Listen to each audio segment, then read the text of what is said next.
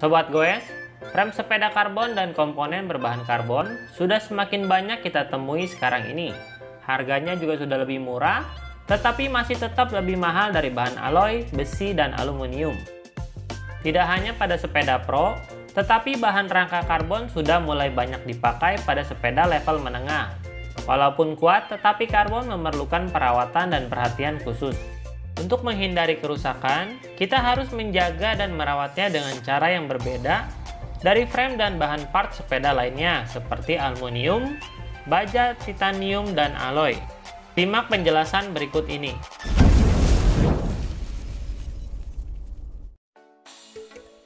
Pertama, jangan dijepit. Jangan menggunakan penjepit atau klem pada frame karbon. Penjepit bisa menghancurkan material karbon jika terlalu kencang. Box stand atau repair clamp atau bike carrier yang dipasang di mobil dengan klem sebaiknya dihindari karena tidak hanya menjepit tetapi juga menopang berat sepeda secara berlebihan pada satu atau dua titik saja. Getaran dan guncangan akan membuat beban meningkat dan berpotensi untuk meremukkan frame karbon. Gunakan box stand atau carrier yang dicantol atau dikait agar lebih aman dari bagian yang menjepit.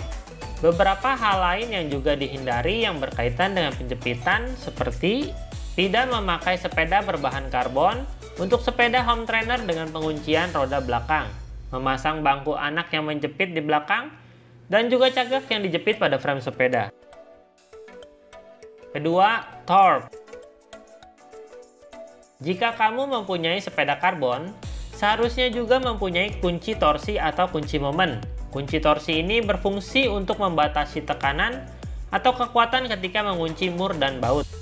Pada komponen sepeda dan frame sepeda biasanya ada tulisan, baik pada partnya atau pada spesifikasi, seberapa kuat sebaiknya baut atau mur diputar dalam satuan Newton meter.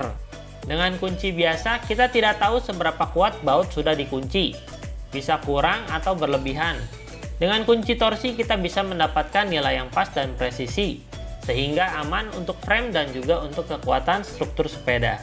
Gunakan tool sepeda yang tepat dalam membuka dan memasang baut dan aksesoris lainnya pada sepeda berbahan karbon. Jangan lupa juga untuk mengkalibrasi kunci torsi agar selalu mendapatkan nilai torsi yang presisi dan sesuai.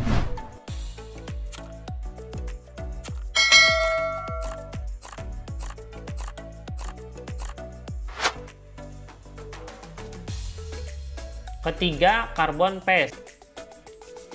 Paste atau grease dipakai pada sepeda pada dua komponen yang saling menempel dan pada kondisi tertutup untuk mengurangi friksi dan menghindari keduanya menempel. Biasa dipakai pada seat tube, head tube, bearing, dan sebagainya. Setiap grease mempunyai bahan dan komposisi untuk pemakaian pada material tertentu. Yang paling umum adalah grease untuk kontak antara metal dengan metal. Ada grease khusus yang memang untuk material karbon, untuk mengurangi risiko terlalu ketat, mengurangi gesekan, dan juga ketika bersinggungan dengan material metal. Keempat, frame protector. Pada frame karbon yang bagus, biasanya sudah dilapisi dengan TPU atau lapisan pelindung dari gesekan kecil seperti batu, pasir, rantai sehingga tidak sampai merusak lapisan karbon. Lapisan can dan clear coat juga menjadi lapisan pelindung, tetapi tidak kuat dan jika sudah tergesek akan merusak tampilan sepeda.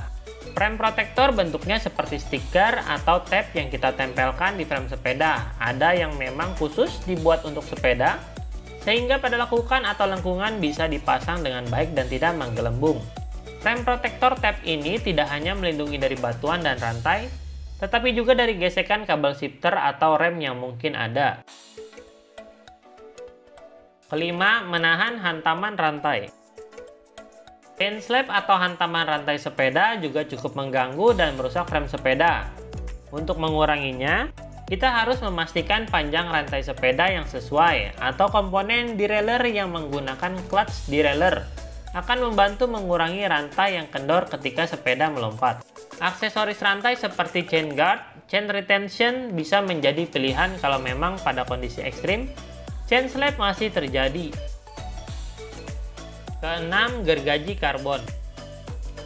Ada kalanya kita mau mengubah ukuran dan panjang komponen karbon, seperti fork atau headset.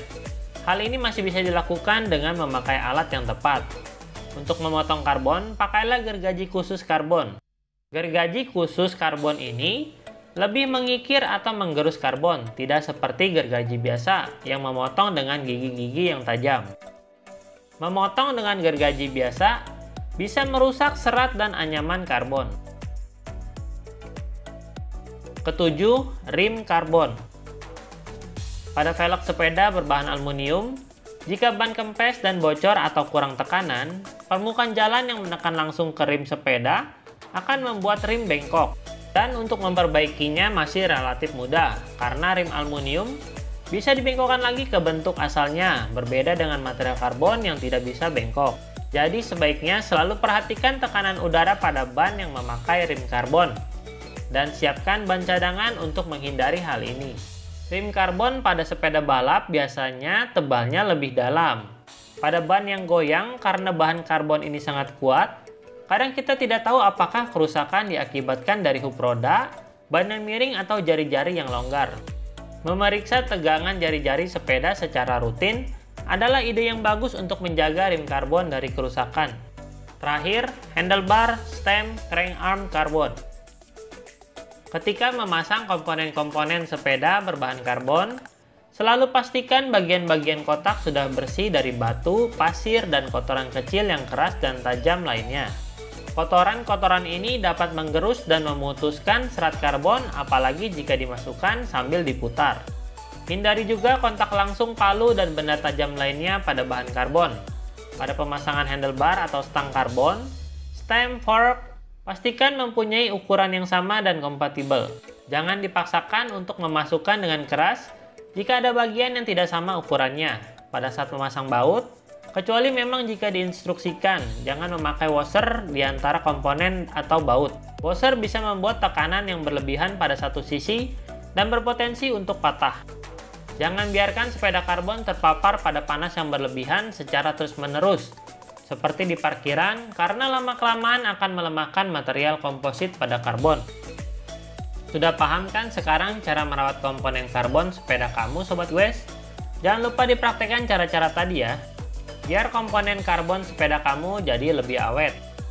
By the way, jika kamu lagi cari sepeda karbon yang keren, dengan model kombinasi sepeda balap dan MTB, Pesantra punya stok sepeda yang bagus untuk kamu, yaitu Twitter Full Carbon Gravel Bike, dengan banyak varian model, warna, dan brake system. Langsung aja tanya admin untuk stok dan harga via link di bawah ya. Terima kasih telah menyaksikan video ini. Klik like jika suka dan jangan lupa untuk subscribe dan nyalakan lonceng agar dapat notifikasi untuk video-video terbaru kami. Terima kasih dan sampai jumpa di video-video berikutnya. Like dan share jika kalian suka dengan video ini.